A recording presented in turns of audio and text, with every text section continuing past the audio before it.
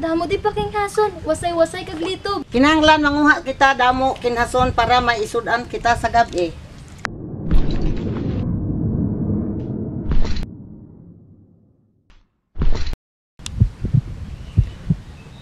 Lah, nabatyagan mo ba lang nabatyagan ko? Oo po, nabatyagan ko ang lapak-lapak sa mga tiil. Dali na ako, makauli na ta. Sige lang, pwede naman ang sudan ko rapan yapon.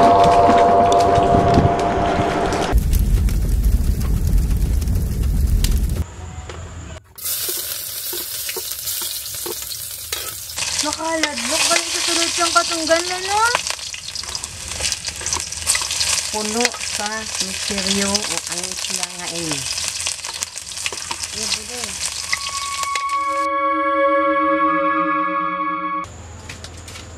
Diri ka gid nagdako sa isla la? 16 anyos pa ko gindala ni lulo ninyo diri sa isla. Bag-o kami kasal sadto.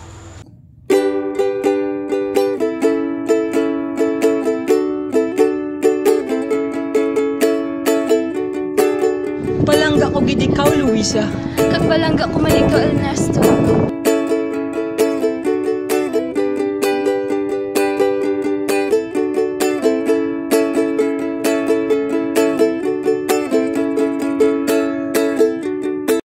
Han? Nangutot ka? Dali lang ito ko pang sunun ko.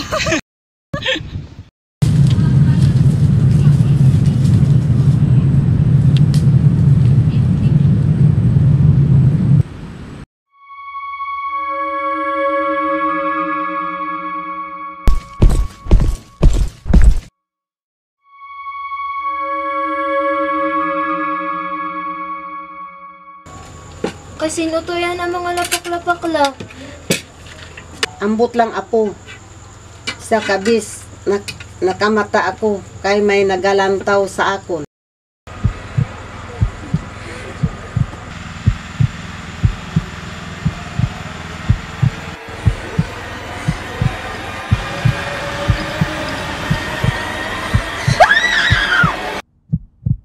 Isa kagabi, hubog si lolo nemo.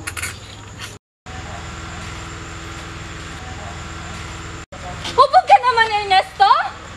Anong sudan, Luisa? Sudan? Wala ka magyani may gibilin sa akon nga kwarta?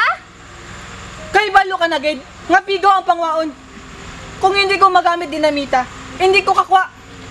Kapila ko na ikaw ging hambalan, hindi ka na magdinamita. Madakpan ka gani sa bantay dagat? Kagkahod sa imo. Ginagutom na ko, sige ka payaw-yaw. Mga buyayaw ka! Hindi ko pagpagutumi kay yung tagid ka.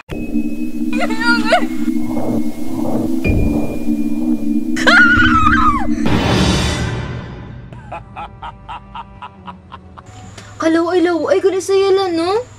Ano natabo kay Lolo? Sukad sa to, pirmi masakitan tiyan si lolo nimo. Gipalantaw namon siya sa doktor. Kanser kuno. Ipasiruano namon siya. Ginkuha siya sa tambaloslos. Tambaloslos? Tungod sa tambaloslos, nauntat ang pagsakit ni lolo ninyo sa akon. Pero la, nagtuhaw ang tambaloslos sang namuson ka sa katunggan. Kag sang ginsakit ka ni Lolo. Ang tambaloslos amo na ang gaprotekta diri sa katunggan apo ko. Dapat protektahan nato ng katunggan la.